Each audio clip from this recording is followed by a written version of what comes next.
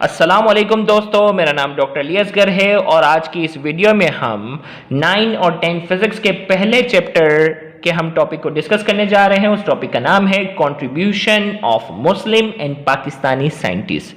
तो आज के इस लेक्चर को शुरू करने से पहले आपसे रिक्वेस्ट करेंगे कि अगर आपने अब तक हमारे इस चैनल को सब्सक्राइब नहीं किया, जो कि सिंध बोर्ड टीचिंग के नाम से है, तो काइंडली आज ही आप हमारे इस चैनल को सब्सक्राइब करें और साथ ही साथ बेल आइकन को लाजमी क्लिक करें ताकि हमारी अपलोड करदा तमाम वीडियोस की नोटिफिकेशन भी आपको रिसीव हो सके। तो आइए हम स्टार्ट करते हैं contribution of Muslim and Pakistani scientist. Contribution का मतलब है कि साइंस की तरक्की में उन्होंने क्या खिदमात सर अंजाम दी। कंट्रीब्यूशन ऑफ मुस्लिम साइंटिस्ट का मतलब है कि मुसलमानों ने फिजिक्स की तरक्की में, साइंस की तरक्की में क्या किरदार अदा किया, और साथ ही साथ पाकिस्तान से ताल्लुक़ रखने वाले साइंटिस्ट ने भी जो है वो क्या खिदमात सर अंजाम दी हैं। तो वो टॉपिक कहलाता है contribution of Muslim and Pakistani scientist. तो सबसे पहला साइंटिस्ट आज के इस लेक्चर में हमारे पास है Abu Ali Hasan Ibnul Haisham. Ibnul Haitham English में पढ़ते हैं, उर्दू मीडियम वाले हैशम भी पढ़ते हैं।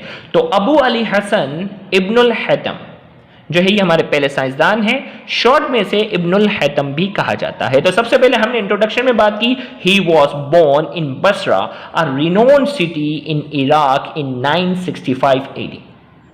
He was born in Basra, वो बसरा शहर में पैदा हुए, और बसरा शहर जो है वो क्या है, a renowned city in Iraq. Iraq जो आजकल का जो शहर है उसका एक मशहूर शहर है, उसका नाम है बसरा, और 965 AD, इस वक्त 2020 है ना, तो ये 965 AD के अंदर जाकर ये जो है वो पैदा हुए थे। कंट्रीब्यूशन की अगर हम बात करते हैं कि ये क्यों मशहूर है, क्या खिदमात हैं, he is famous for his book Kitabul मनाजिर।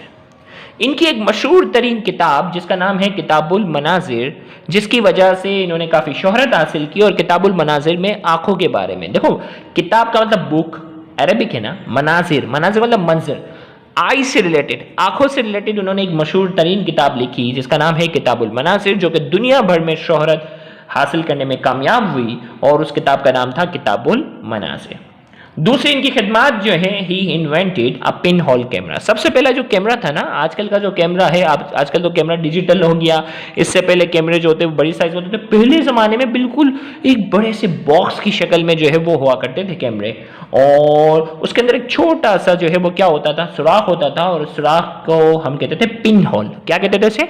Pin hole. तो he invented a pin hole camera. सबसे पहला जो कैमरा था वो पिन होल कैमरा था, जिसमें जो है वो इंसानों की पहली बार जो है वो पिक्चर जो है वो नोट की गई, तो उन्होंने सबसे पहले इन्वेंट किया था, इजाद किया था। He gave the laws of reflection and refraction of light. उन्होंने जो है वो लॉज ऑफ रिफ्लेक्शन और रिफ्रैक्शन ऑफ लाइट जो है उन्होंने बताए। मिसाल के तौर पर अगर मैं आपको बताऊं, रिफ्लेक्ट का मतलब क्या है, शीशा हो, यहाँ आपको मालूम है लाइट यहाँ हम टकराएंगे तो लाइट क्या हो जाएगी, रिवर्स हो जाएगी। That is called reflection. ये क्या कहलाती है, रिफ्लेक्शन। रिफ्रैक्शन क्या कहलाता है कि शीशे, देखो ये मिरर था, क्या था, मिरर था। रिफ्रैक्शन क्या है, ये गिलास हो, गिलास आपको मालूम है ट्रांसपेरेंट होता है। गिलास क्या होता है, ट्रांसपेरेंट होता है। अब जैसे ही इससे यहां से लाइट को गुजारेंगे ना, तो लाइट अपनी डायरेक्शन को थोड़ा सा चेंज कर देगी, वरना नॉर्मली क्या था, लाइट को ऐसे जाना था, लेकिन लाइट ने गिलास के अंदर अपना रास्ता क्या किया, थोड़ा सा जो है वो क्या किया, चेंज किया। तो ये कहलाता है रिफ्रैक्शन। क्या कहलाता है ये, रिफ्रैक्शन कहलाता है। तो हमने कहा कि इन्होंने सबसे पहले रिफ्लेक्शन के लॉज बताए, और उन्होंने रिफ्रैक्शन के भी, यानी लाइट जब ट्रांसपेरेंट चीज से गुजरती है तो अपना रास्ता जो चेंज करती है वो रिफ्रैक्शन कहलाता है। तो हमने कहा he gave the laws of reflection and refraction of light. उन्होंने रिफ्लेक्शन और रिफ्रैक्शन ऑफ लाइट के जो है वो लॉज भी प्रोवाइड किए। आइए हमारे आज की इस लिस्ट में जो दूसरे साइंटिस्ट हैं उनका नाम है याकूब इब्न इसहाक अल किंदी। ये जो है वो साइंसदान का नाम है याकूब इब्न इसहाक अल किंदी। इंट्रोडक्शन की बात करते हैं, he was born in Basra in 1800 AD। ये भी बसरा में पैदा हुए, और इनकी जो पैदाइश है वो 1800 AD है। कंट्रीब्यूशन की अगर हम बात करते हैं, he is famous for his discussion about the nature of sound. इनको जो है वो शोहरत हासिल हुई, वो किस वजह से हुई, about his discussion about the nature of sound. Sound की नेचर के बारे में उन्होंने क्या की है, स्टडी की है, इंपॉर्टेंट डिस्कशन की है और इस पर उनको जो है वो काफ़ी ज़्यादा शोहरत हासिल हुई। जैसे अगर हम कहते हैं ना, मर्दों की आवाज़ जो होती है वो भारी होती है और औरतों की आवाज़ क्या होती है, पतली होती है। दोनों में क्या होता है, फ्रीक्वेंसी का फ़र्क होता है, पिच का फ़र्क होता है। आगे हम डिटेल में पढ़ेंगे। तो मर्दों की आवाज़ भारी क्यों होती है, खवातीन की पतली क्यों होती है, किसकी क्या फ्रीक्वेंसी है, खवातीन की फ्रीक्वेंसी ज़्यादा है तो किस तरीके से है, ये पूरी क्या है, साउंड की नेचर की बात हो रही है। कितनी जोरदार आवाज, लाउडनेस ऑफ साउंड की बात करते हैं। जोरदार आवाज सुनने से हमारे कानों पे क्या असर पड़ता है। तो अलग अलग तरह की आवाज़ों के नेचर ऑफ साउंड, किस किस्म की आवाज़ जो है वो हमें पसंद है जो कि म्यूजिकल साउंड कहलाती हैं, और किस किस्म की आवाज़ जो है वो पसंद नहीं है जो कि नॉइस कहलाती है। तो नेचर ऑफ साउंड के बारे में उन्होंने काफ़ी अहम डिस्कशन की जिसकी वजह से ये मशहूर है। He is famous for his book in geometrical optics. Lens पढ़ते हैं ना जिसमें हम माइक्रोस्कोप, कंपाउंड माइक्रोस्कोप, इसी तरीके से टेलीस्कोप आपने सुना होगा, तो ये सब के सब किस कैटेगरी में आ जाते हैं, ज्योमेट्रिकल ऑप्टिक्स। तो ज्योमेट्रिकल ऑप्टिक्स की जो बुनियाद में जो अहम किरदार है वो याकूब इब्न इसाक अल किंदी का है। He explain musical note on scientific ground. उन्होंने जो म्यूजिकल नोट्स होते हैं ना, अलग अलग तरह के जो म्यूजिक होते हैं उनकी साइंटिफिक एक्सप्लेनेशन जो है वो दी है कि हाई पिच पर क्या होगा, लो पिच पर क्या होगा। तो ये आजकल जो म्यूजिक वाले हैं इन चीज़ों का बड़ा ख्याल रखते हैं। तो उन्होंने इसकी बुनियाद, इसकी बेसिक में जो है वो याकूब इब्न इसाक अल किंदी का बहुत अहम किरदार है। फिर इसके बाद आज की इस लिस्ट में हमारे जो तीसरे साइंसदान हमारे कोर्स में शामिल हैं और उस साइंसदान का नाम है, देखो ये नोट्स है। हाँ भाई बेटा परेशान नहीं हो ना, 9 का बच्चा स्पेशली परेशान होता है क्या लिखूं, ये एग्जैक्ट नोट्स है, फुल मार्क्स वाले नोट्स। अबू रेहान मोहम्मद बिन अहमद अल बेरूनी, इतना बड़ा नाम नहीं, शॉर्ट में इसको अल बेरूनी कहा जाता है। तो इंट्रोडक्शन की बात करते हैं। Al Beruni was born in a small town Berun which is present in Afghanistan in 1973 AD। Al Beruni जो है वो एक छोटे से टाउन में, छोटे से कस्बे में पैदा हुए जिसे कहते हैं बेरून, और जो कि अफगानिस्तान में पाया जाता है और 1973 AD में ये पैदा हुए। He practically proved that earth is round not flat. पहले ज़माने में जो लोगों का मानना था ना कि ज़मीन जो है वो फ्लैट है, बिल्कुल फ्लैट, फ्लैट लाइक, लेकिन उन्होंने प्रैक्टिकली जो है वो सबसे पहले साबित किया कि हमारी ज़मीन जो है वो गोल है, फ्लैट नहीं है। He measure the circumference of the earth. अब सर्कमफेरेंस क्या है, गौर से देखो। सर्कमफेरेंस जो है ना, ज़मीन है ना, ये ज़मीन है, ज़मीन की जो आउटर लाइन है ना ये कहलाती है सर्कमफेरेंस। आउटर बाउंड्री है क्या कहलाती है, सर्कमफेरेंस। और उसने क्या किया, he also measure the circumference of earth. जमीन की सर्कमफेरेंस की उसने पैमाइश करके भी बता दी। He gave the method of determining the longitude and latitude of a place. अब देखो ये जमीन है हमारी फॉर एग्जाम्पल, और ये जमीन की जो आउटर बाउंड्री है वो सर्कमफेरेंस है। अब देखो फॉर एग्जाम्पल ये नॉर्थ है और ये क्या है, साउथ। नॉर्थ से साउथ जाने वाली जो लाइन है, गौर से सुनिएगा, नॉर्थ से साउथ जाने वाली लाइन है, ये क्या कहलाती है, लॉन्गिट्यूड। क्या कहलाती है, लॉन्गिट्यूड। और इसी तरीके से ये ईस्ट है और ये क्या है, वेस्ट है।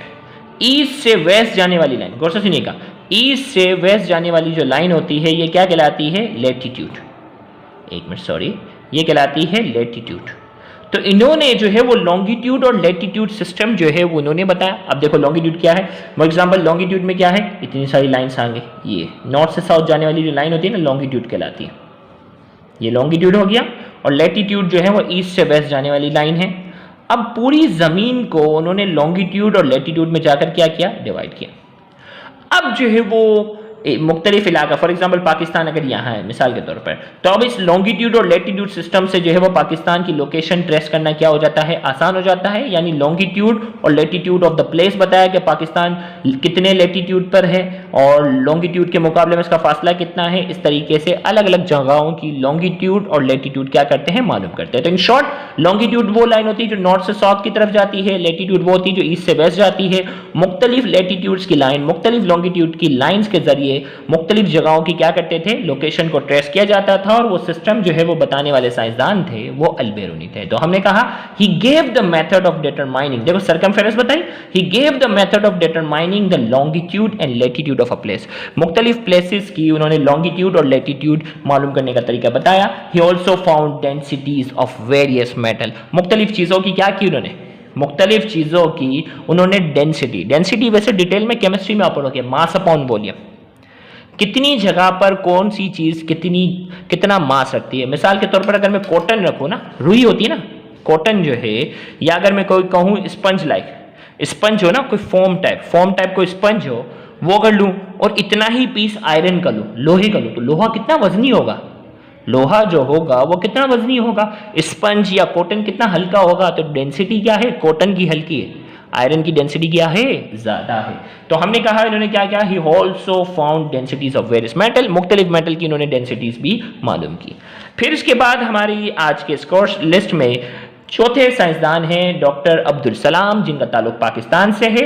He was born in Jhang, a small city in Pakistan in 1926। 1926 में जंग के इलाके में पैदा होने वाले साइंसदान डॉक्टर अब्दुल सलाम, जिनका ताल्लुक पाकिस्तान से है। कंट्रीब्यूशन की अगर बात करते हैं, he was awarded Nobel prize in physics in 1979 for his work on grand unification theory. उन्होंने जो है वो एक थ्योरी पर डिटेल काम किया और उस थ्योरी का नाम था ग्रैंड यूनिफिकेशन थ्योरी, जो कि फिजिक्स के मुख्तलिफ फिनोमिना को डील करती है, और इस पर इनको नोबेल प्राइज भी मिला। He established International Center for Theoretical Physics at Trieste in Italy. Italy के अंदर उन्होंने बाकायदा international centre for theoretical physics, physics की स्टडी, फिजिक्स की रिसर्च फील्ड से रिलेटेड उन्होंने एक इदारा कायम किया, और वो इटली के इलाके में बाकायदा कायम है। फिर आज की आखिरी साइंटिस्ट जिनका ताल्लुक जो है वो पाकिस्तान से है, और मैं बाकायदा इसमें आप पिक भी शेयर करूंगा कि मेरी डॉक्टर अब्दुल कदीर खान से बाकायदा मुलाकात भी हुई है, उनसे बाकायदा सर्टिफिकेट लेने का भी मुझे एजाज़ हासिल हुआ है। तो मैं बाकायदा एडिट करते हुए यहाँ आपके सामने अपनी पिक भी आपके सामने स्क्रीन पर यहाँ शो कर देता हूँ, आप देख सकें। मेरी उनके साथ एक यादगार पिक भी है। He was born, doctor Abdul Qadeer Khan की बात हो रही है, he was born on 1 April in 1936 at Bhopal in India. India में पैदा हुए 1936 में 1 अप्रैल को। कंट्रीब्यूशन क्या है, ही contributed in making Pakistan a nuclear state. उनकी जो अहम खिदमात है जो कभी हम नज़रअंदाज नहीं कर सकते, वो ये है कि उन्होंने पाकिस्तान को एक न्यूक्लियर स्टेट बनाया, एटॉमिक पावर जो है बनाने में इनका अहम किरदार है। He has been awarded Hilale Imtiaz by the government of Pakistan. इनको हिलाले इम्तियाज़ का जो है वो अवार्ड गवर्नमेंट ऑफ पाकिस्तान की तरफ से बाकायदा प्रोवाइड किया गया है। तो आज का ये लेक्चर जो है contribution of Muslim and Pakistani scientist का लेक्चर जो है वो यहाँ जाकर मुकम्मल हुआ। उम्मीद करते हैं कि आज के इस लेक्चर से आपको बहुत ज़्यादा फायदा हुआ होगा। लेक्चर समझने के बाद एग्जैक्ट आपने इसी तरीके से कॉपी में नोट डाउन करना है, यही आपके एक बेहतरीन नोट्स भी हैं। Thank you very much. अल्लाह हाफिज़।